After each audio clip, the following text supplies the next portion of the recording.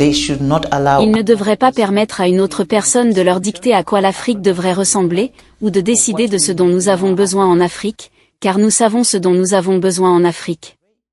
Lors d'une interview avec le Centre d'études africaines de l'Université Harvard, la première dame de Sierra Leone, Fatima Madabayo, a partagé des informations choquantes et secrètes sur les sujets de l'exploitation minière par rapport au développement en Afrique. Comment les chefs d'État africains qui défendent leur peuple deviennent souvent des cibles chaudes pour la destruction par l'Occident, la manière choquante dont les Nations Unies voient l'Afrique, et bien plus encore. Cet extrait de son discours va non seulement élever votre esprit africain intérieur, mais aussi vous donner de l'espoir pour la complète libération de notre continent mère.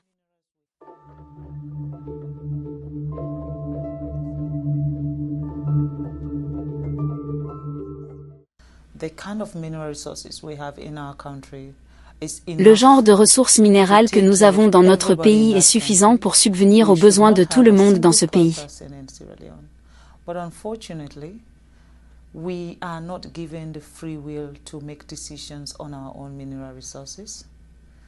Nous ne devrions pas avoir un seul objectif en Sierra Leone.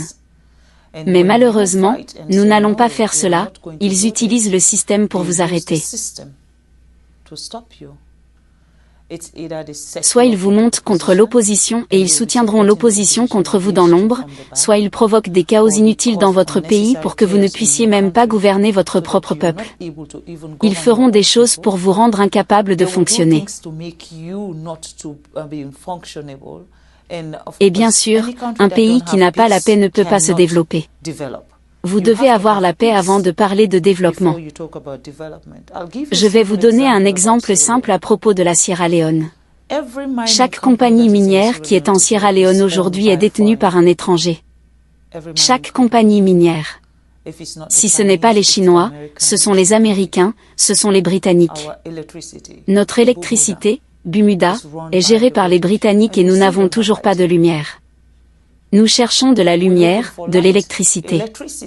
Si vous n'avez pas d'électricité, comment pouvez-vous parler d'éducation? Comment pouvez-vous parler d'établissement de santé? Comment pouvez-vous parler d'améliorer l'infrastructure de votre pays? Nous n'avons pas d'électricité. Avons-nous même de l'eau potable correcte? De l'eau courante, pour que nos enfants ne tombent pas malades? Nous n'avons pas ces installations. Pourquoi? Avec toutes les ressources minérales que nous avons, il y a un plafond que vous mettez. Avant que mon mari ne devienne président de la Sierra Leone bénéficiait, il disait, quel est le mot? 0,0001%. Qu'est-ce que c'est que ça? Fondamentalement, une compagnie peut prendre autant que 100 millions de dollars hors du pays en termes de minéraux, et ensuite ils peuvent simplement donner au pays 10 000 dollars. Maintenant, que fera 10 000 dollars pour notre système de santé? Que fera 10 000 dollars pour notre système éducatif? Vous ne pouvez pas venir dans notre pays et prendre tout ce qui nous permettrait de nous développer et ensuite nous traiter comme des gens inférieurs, comme si nous ne savions pas ce que nous faisions. Je pense que c'est faux. Et ce sont ces choses que je crois qui empêchent l'Afrique de progresser. Nous n'avons pas voix au chapitre. Le sens que nous avons de célébrer l'indépendance, je ne sais pas pourquoi nous célébrons l'indépendance parce que nous ne sommes pas libres. C'est mon point de vue.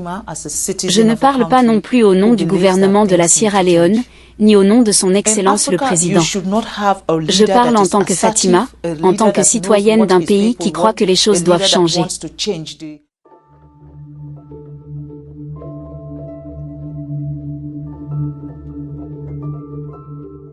En Afrique, vous ne devriez pas avoir un leader assertif, un leader qui sait ce que veulent ces gens, un leader qui veut changer ce qui se passe.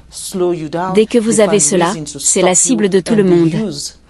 Et ensuite, ils trouvent des raisons pour vous ralentir, ils trouvent des raisons pour vous arrêter, et ils utilisent des citoyens non patriotiques pour venir après un gouvernement qui fait ce qui est bien pour un système.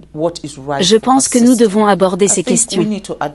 Malheureusement, je ne sais pas qui je devrais, je veux dire, je suis très douée pour donner des noms, mais pour le moment, je ne sais pas qui je devrais accuser.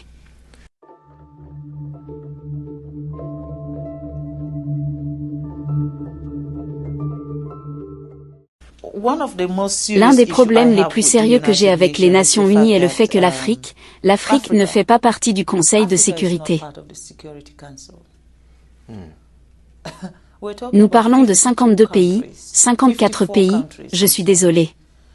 54 pays, un continent entier n'a pas une seule personne représentant l'Afrique lorsqu'il s'agit de prendre des décisions au Conseil de sécurité.